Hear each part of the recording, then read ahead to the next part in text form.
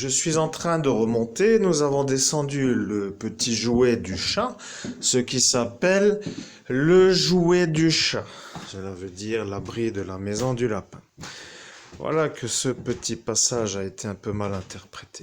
Nous sommes sûrs que vous comprendrez que le jouet du chat n'est pas vraiment l'abri à maison du lapin, ce qui veut dire le contraire de ce que nous venons de dire. Mais vous êtes un bon aiguilleur, mon cher monsieur.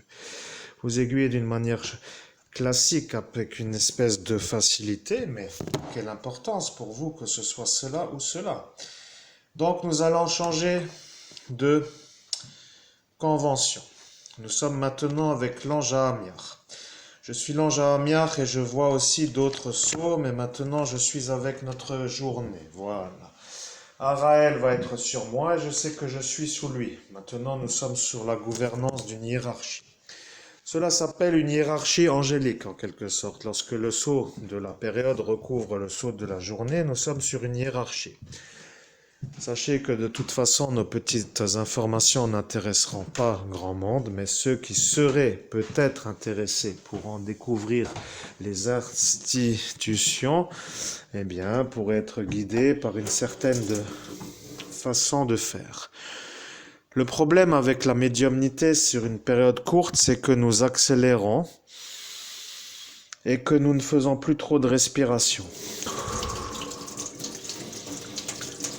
Nous devons respirer.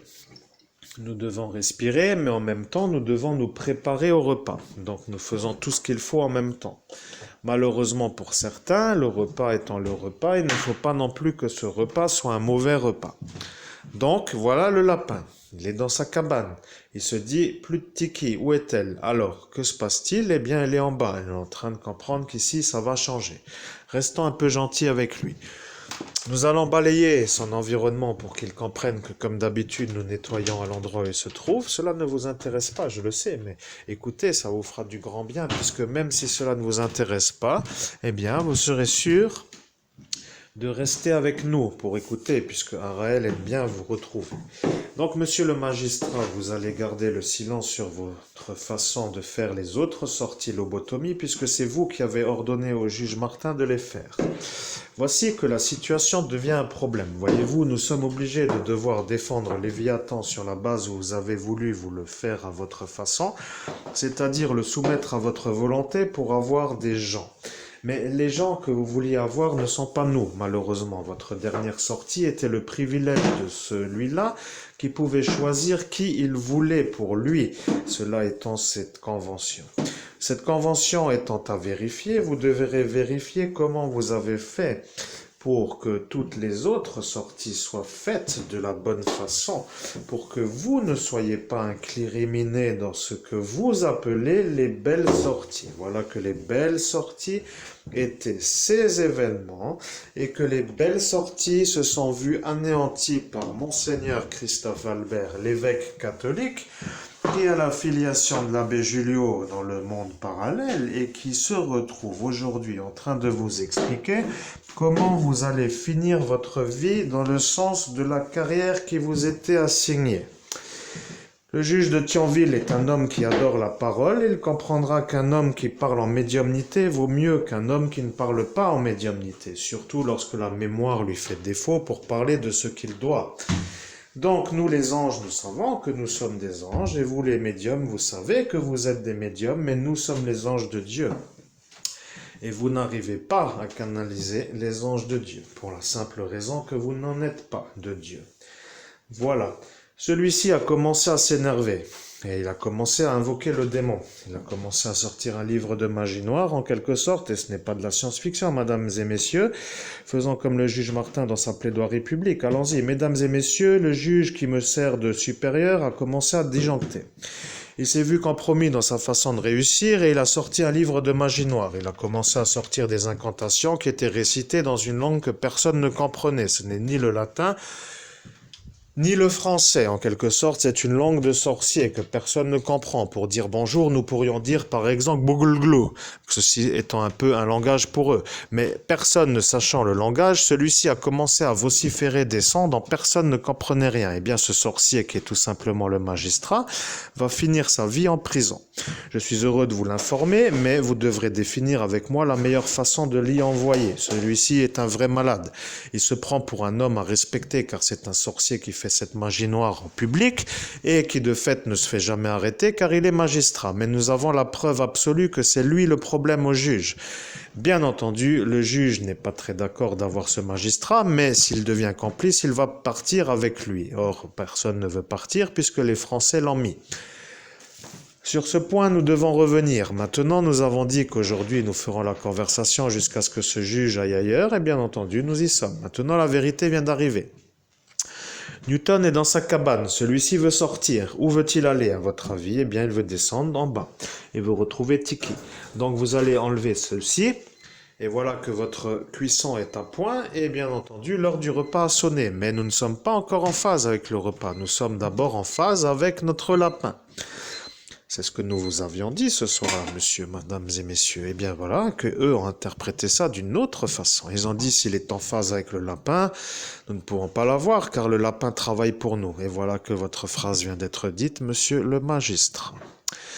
Le secret défense va être levé en raison du terrorisme. Vous savez maintenant que cette phrase placée sur l'enregistrement de la gendarmerie nationale de Mézières-les-Messes pour ne pas la nommer, puisque de toute façon vous n'êtes que magistrat, eh bien, va finir par vous faire comprendre que vous n'êtes plus du tout dans la magistrature. Voilà que vous deviendriez un homme différent. Pour eux, vous deviendriez un homme qui a commandité des sorties illégales sur la voie publique pour détruire des humains avec des matériels qui ne sont pas utilisés sur des gens anormaux ou normaux, mais sûrement pas sur la voie publique, encore moins par un personnel non adapté. De fait, la réitérance s'est avérée sur 9 périodes et la 9e était la nôtre. Nous nous sommes un peu convenus sur notre accord et notre accord n'étant pas à revoir, nous vous avons dit, lorsque nous redescendrons avec notre lapin, nous serons capables de vous dire ce qu'il va arriver. Bien entendu, aujourd'hui, nous l'avons dans les bras. Allons-y, nous allons descendre, nous allons retrouver notre petite Tiki. Ce lapin est une merveille et il nous a bien aidés. Il s'est bien compris avec notre chatte. Et notre chatte étant animalièrement parlant adaptée pour les lapins, eh bien, a compris que ce lapin n'était pas mauvais. Mais où est-elle? Viens.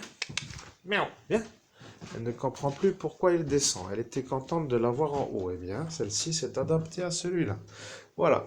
Cette petite lapine est contente d'avoir ce lapin. Cette petite chatte, pardon, est contente d'avoir ce lapin. Maintenant, le lapin est heureux. Il voit de nouveau son petit environnement. Il a dit, peut-être que je vais redescendre et peut-être que je vais rester en haut. C'est un lapin qui parle dans ce monde parallèle et bien entendu, il faut le mettre sur son aire de jeu. Voilà qu'il est très très heureux, mais il est un peu peureux. Parfois, il vaut mieux le laisser où il sait. Voilà. Donc, nous allons remonter. Ici se trouve être une belle énergie, mais l'énergie vient d'un lapin. Ce lapin joue avec cette chatte. Ils jouent très très bien. Ils se comprennent bien. Oui, c'est bien. Et voilà, ils sont redevenus amis. Ils peuvent courir. Ils avaient compris que c'était un peu froid. Maintenant, nous redescendons les animaux au chaud. En quelque sorte, la température extrême est passée. Vous êtes en train d'écouter l'évêque catholique. Je suis un évêque qui n'est pas un évêque catholique romain. Je suis heureux de vous informer que je suis harcelé par des terroristes qui font du djihad sur ma personne. Malheureusement, je ne veux pas que cela continue. Donc cela veut dire que soit vous arrêtez, j'adore faire des conventions pour que les gens s'arrêtent, mais ils vont définitivement vous dire que vous êtes un as qui n'avait pas trop travaillé, que vous n'avez pas trop une belle prestance et que vous avez des intentions qui ne sont pas claires. De toute façon, cela n'arrive plus à s'arrêter. Continuons notre explication. Vous allez arrêter de nous casser les bonbons en quelque sorte dans le langage humain. Maintenant, je vais vous définir comment vous allez finir votre vie, c'est-à-dire à l'ombre en quelque sorte. Vous allez comprendre la manière de parler qui devient un peu plus insistante dans la prestance de la compréhension. Et notre Père du Ciel nous a fait un peu le rapport à faire dans le sens où maintenant ils veulent le magistrat. Et bien entendu, nous allons l'avoir. Et bien entendu, nous allons l'avoir, le magistrat. Et voilà. Le magistrat a opté pour une stratégie pour avoir le juge. Le juge a dit, je ne veux pas vraiment faire la 9e sortie, j'étais juste là pour les 8 autres. Voilà que le juge devient le témoin de ces 8 autres sorties. Et le juge, n'étant pas trop idiot, a dit, je préfère enregistrer les options pour qu'auquel cas on me les reprocherait, je pourrais me dire que ce sont des options que je n'ai pas trop eu à choisir. Le magistrat a dit cela au juge Martin. Il a dit, monsieur le juge, vous êtes le juge, vous savez que vous êtes le juge, mais vous n'êtes pas vraiment le juge. Ici, vous êtes le juge malade. Nous vous chapeautons en quelque sorte pour que vous puissiez rester. Voilà que vous devriez vous demander pour quelle raison vous feriez la volonté d'un autre juge, parce que celui-ci a dit que si vous arriviez à avoir celui-là, eh bien, que tout le monde vous croira. Mais hors de question que nous soyons trop impliqués dans cette situation. Cela est juste pour vous l'occasion de vous prouver que nous sommes bien évêques et que nous sommes bien médiums. Voilà, nous sommes évêques et médiums, mais nous sommes bons évêques et bons médiums. Voilà que ça devient un autre discours. Vous avez commencé à chambouler la tête aux gens qui ne comprenaient rien. Vous avez dit c'est un évêque qui est médium. Après tout, ce n'est pas un bon évêque. Finalement, pourquoi l'écouter? Eh bien, le problème avec votre magie noire, c'est que les gens y ont cru. Et ils ont tous chapitré que j'étais un mauvais évêque, en quelque sorte un évêque moyen. Mais je ne suis pas l'évêque catholique. Et voilà que c'est là que va vous revenir avec Christophe Dibaud. Christophe Dibaud, étant à côté de vous à cet instant, a dit qu'effectivement ce n'était pas vous l'évêque catholique. Et voilà qu'il a compris qu'il fallait mettre Romain. Et monsieur qui est à cet instant encore conscient a demandé « Monsieur Christophe Dibaud, pourriez-vous, s'il vous plaît, pour une seule fois et qu'on en termine devant ces gens qui sont officiellement dans les présences de leur convention de travail, définir si je ne suis pas l'évêque catholique ou si je ne suis pas l'évêque catholique romain, car moi je n'ai jamais dit que j'étais l'évêque catholique romain, donc je voudrais comprendre votre phrase. Pour que je sois sûr de la comprendre, je dois la réécouter avec la formulation de la guidance qui vous guidera dans la bonne direction. Voilà, monsieur le juge, nous ne sommes pas trop loin de vous à cet instant. Donc, si nous sommes à cet instant à côté de vous, où est le violeur qui s'appelle Christophe Albert? Eh bien, vous avez dit que le violeur était déjà à l'ombre. Cela veut dire ailleurs. À l'ombre voulant dire parti. À partir de cet instant, chacun savait que soit c'était vous qui mentez, soit c'était moi qui mentais. Or, à cet instant, vous n'aviez pas compris. Il vaut bien un petit peu la chose à leur façon. Bien entendu, des fois, il faut faire les choses à leur façon. Pourquoi te fatigues-tu avec des ramassages de, comment dirait-on, de choses? Ben, au nom de Jésus-Christ, comme ça c'est fait. Je me ramasse les miettes là et puis c'est bon. Voilà, c'est un peu tout. Ramasse-les, mets-les dans la cage au lapin. Point. Il n'y a rien à comprendre. Ce sont de la sciure qui ont été un peu mises à l'extérieur de la cage et bien entendu, avant de redescendre la cage, eh bien, il balaye et met cette sciure dans la cage. C'est un peu la cage que vous avez en vidéo sur Newton et Tiki. Et voilà que celle-ci commence à être heureuse parce qu'elle se voit dans sa petite cabane, qu'elle n'avait pas encore vraiment compris qui était la sienne. Et bien entendu, maintenant, tu peux ranger ton balai. Voilà, le balai n'est pas à ranger ailleurs que dans l'endroit où nous l'avons pris.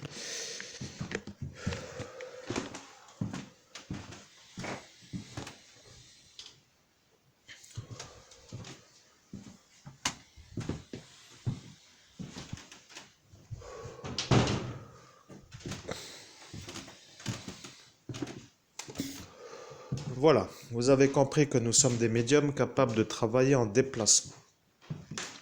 Ceci devient un danger pour vous, parce qu'avant vous disiez, ce médium a l'air de savoir ce qu'il dit, mais s'il sort de sa tanière, en quelque sorte, il va nous déranger.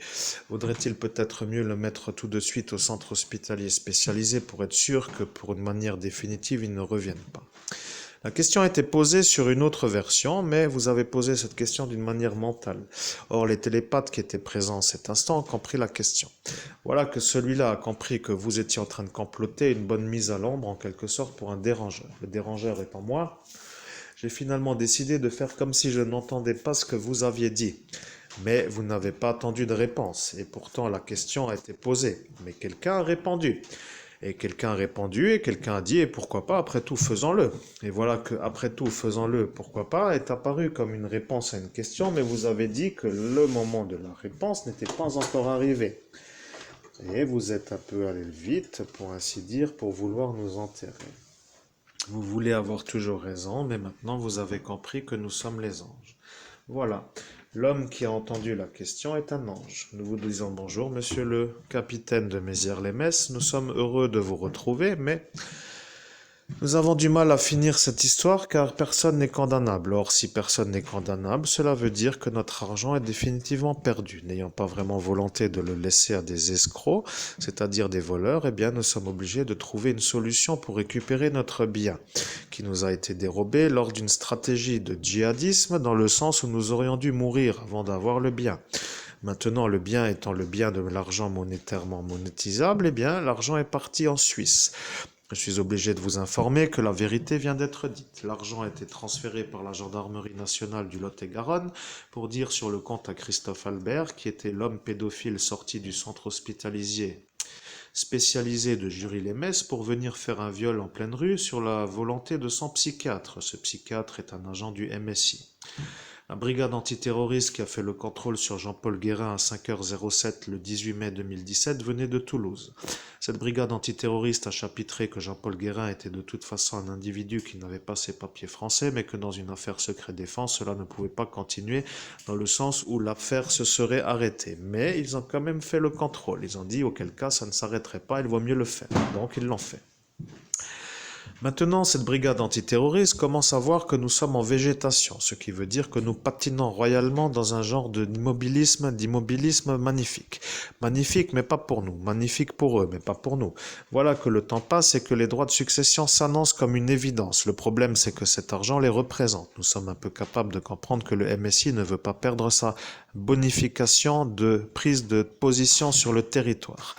Pour y arriver, il ne faut pas que nous ayons l'argent. Donc, ils ont chapitré que le psychiatre avait plutôt intérêt à comprendre la chose, sans vouloir être trop clair. L'entité MSI est apparue et a dit « Monsieur le psychiatre, je suis MSI, je voudrais savoir si vous vous engagez envers nous comme étant une bonne énergie ou une mauvaise énergie. » Il a dit « Je serai une bonne énergie pour le MSI. » Le MSI a chapitré que le psychiatre est une bonne énergie pour le MSI, ce qui était déjà le cas lors des autres sorties lobotomie, puisqu'à chaque fois ils font les mêmes choses. Donc de toute évidence, cela veut dire cela.